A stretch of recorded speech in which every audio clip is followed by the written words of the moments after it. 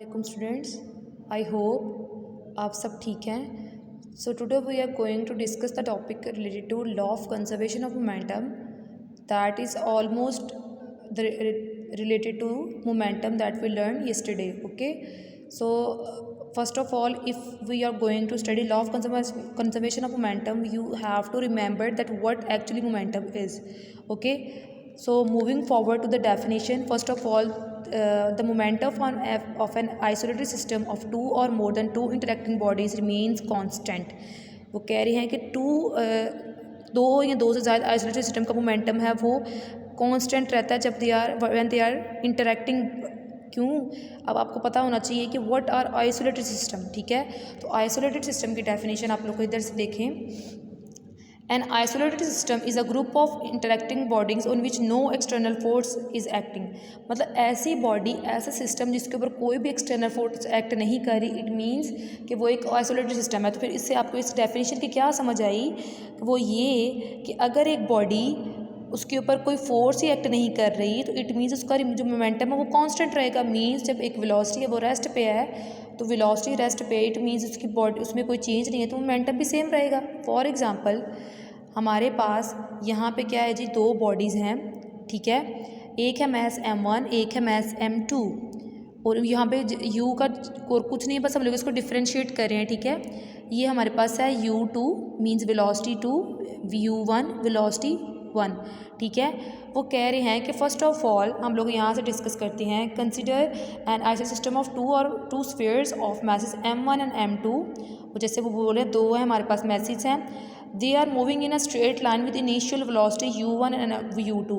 वो कहते हैं दोनों की इनिशियल दो हमारे पास मैसेज हैं m1 एंड m2, दोनों की इनिशियल वेलोसिटीज़ क्या हैं, u1 and u2 respectively, such that u is greater than u2 sphere of mass m1। वो कह रहे हैं कि जो u1 है मैस m1 वो ग्रेटर है u2 से, क्योंकि वो जो u1 है वो मूव कर रहा है u2 की तरफ। तो फिर हम लोग को जैसे एक्सपेरिमेंटली हम लोग ये कह सकते हैं that initial momentum of mess m1 is m1 u1 और initial momentum of mess 2 is m2 u2। तो जब हम total initial momentum of before collision, मतलब कि कोलिजन के पहले वो दोनों की पोजीशन सेम थी ना, मींस दोनों की अपनी अपनी इनिशियल वेलोसिटीज़ थी, तो वो हम लोग ये कह सकते हैं ना दोनों का इक्वल है u1 plus m1 u1 plus m2 u2।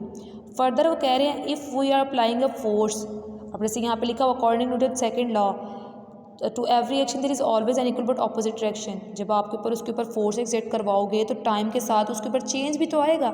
It means the final momentum of m1 is equals to m1 v1। Means हम फाइनल मोमेंटम किस तरह से डिस्कस कर रहे हैं, m1 v1 and final momentum of mass m2 is m2 v2। तो क्या हम ये कह सकते हैं कि total according to law of conservation of momentum, जिस तरह हम लोगों ने पहले पढ़ा ये चीज़ कि जब एक आइसोलेटेड सिस्टम होगा तो उसका जो मोमेंटम है वो कांस्टेंट होगा, क्योंकि उसके ऊपर कोई नेट फोर्स एक्ट ही नहीं कर रही, कोई उसके ऊपर फोर्स ही नहीं एक्ट कर रही, तो वो किस तरह से जो है वो चेंज हो जाएगा। ठीक है, तो फिर इट मीन्स हम ये कह सकते हैं ना कि according to Newton law of conservation of momentum, total initial momentum of the system before collision is equals to total momentum of the system after collision. क्योंकि देखें ना, उन्होंने सिस्टम ही आइसोलेटेड यूज़ किया है, तो वो उसमें उनके जो मोमेंट है वो तो सेम रहेंगे ना। ठीक है, ये आप लोगों ने इस चीज़ को सॉल्व करना है। और फर्दर जो आपके पास ये एक एक्सपेरिमेंट है नेक्स्ट ही इसी का नेक्स्ट पार्ट है, consider system of a gun and a bullet.